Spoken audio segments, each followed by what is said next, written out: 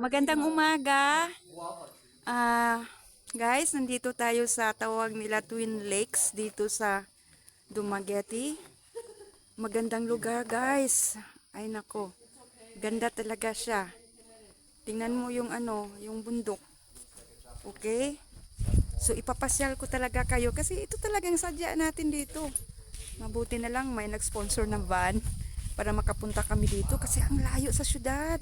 Tapos ang taas ng bundok. Itong lugar na to napakataas, 1,000 daw feet mula sa ibaba. Yan ang lake. Pupunta tayo mamaya diyan. Papasyal tayo diyan sa lake na yan. Okay, pero sa ngayon dito muna tayo. Ipipikita ko muna sa inyo talaga nasa tayo sa kainan. Okay? Ito ang kainan nila. Tawag na dito viewing deck yata. Itong na kainan. Sige, pasyal muna tayo. Lilibutin natin. Pa dahan-dahan para ma-appreciate natin yung lugar kasi pag mabilisan, hindi natin ma-appreciate talaga yung lugar niya. So mas mabuti dandahan. Oh, may kumakain diyan. Mayroon palang diyan. Shed. Yan ang mga halaman. So parang eco park yata nila ito dito. Yan, ang daming mga kakao yan, guys. Punta tayo dito. Dito ito ang hagdan. Okay, dahan-dahan lang tayo kasi baka madapa. Tsaka madulas yung yung daan nila. Okay, medyo madulas. Shed pala ito. May isang shed kung gusto mong pahinga. Okay, ayun, yung shed nila. Tapos tingnan nyo. Yan, puro kakahuyan yan ha. Parang mini, maliit na gubat. Marami. At saka pala ito, guys, protected ito ng pamalaan dito sa Dumaguete. Punta at tayo kunti sa kakahuyan. Kunting trek lang sa kakahuyan, okay? Guys, para adventure tayo ngayong umaga. Adventure lang tayo dito. Okay? Kunting adventure, wala naman silong ahas. Hopefully, wala. Ito parang mga bato dito, guys. Itong mga malalaking bato. Ito. Volcanic rocks daw ito. Tawag nila. Kasi may dito may ba yun? May vulkan. Yeah. Mount Talinis yata tawag.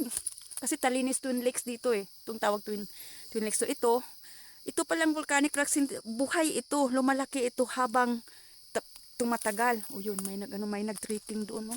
May mga tao, mga dayuhan, foreigners. Hindi na ako pupunta doon, guys. Dito lang ako. Kasi pupuntahan pa natin yung iba't ibang lugar.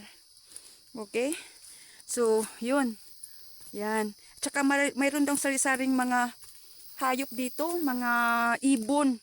Yun ang mga dinadayo ng mga dayuhan, mga foreigners kasi gusto nila makita yung iba't ibang mga ibon siguro. Balik tayo, guys. Okay? Kasi pupunta pa tayo sa lake mamaya. Yan. Yan. Maaga pa ngayon kasi. Tsaka malamig dito ha. Talagang malamig. Okay? Ito yung daan. Okay, maraming mga bato. Volcanic rocks. Sabi ko nga, volcanic rocks ito. Lumalaki habang tumatagal. Okay. Sige, guys. Tayo? Punta natin. Okay. Bababa na tayo. Okay. Ito yung babaan. Oo. Punta na tayo. Ikurakuhin ko ano. Ayan. Dahan-dahan lang kasi medyo madulas yung hagdanan. Baka hindi tayo makatapos ng ating vlog kasi nadapa na, nahulog na, nakakahiya. O yan. Yan. Diyan ang banda dyan. Yan ang ganda ng tanim. Okay. Yan. Yan. Taka. Ito yun na nga. Yung kainan. Na tayo, guys? Palabas na tayo. Okay. Okay. Diyan tayo kanina. Diyan tayo kanina. Yun. Ang tawag nila yung viewing deck nila. Okay. Okay, guys. Palabas na tayo sa kanilang restaurant. Dito. At pupunta na tayo sa baba. Okay? Kasi mayroon pa tayong pupuntahan. Itong araw na to, guys, siksik. Marami tayong puntahan dito. Sa totoo lang. Ano na ng bandi ha? So yun, pupunta na tayo sa ibang lugar. O ito pala yung nila. Yung mga klaseng mga hayop. Ito. pitcher plant. Hayop ba to? O mga, ano, sari-saring mga tanim? Yata. Yun. Yun. Ito, Luzon Hawk. Or, ano ba yan? Yan. Yan. Tapos, ladies slipper orchids. Yan. Ano ba yan? Wildflower. Hindi ko alam. English yan. Mga kaibigan. Ito, flaming sunbirds. Ano ba yan?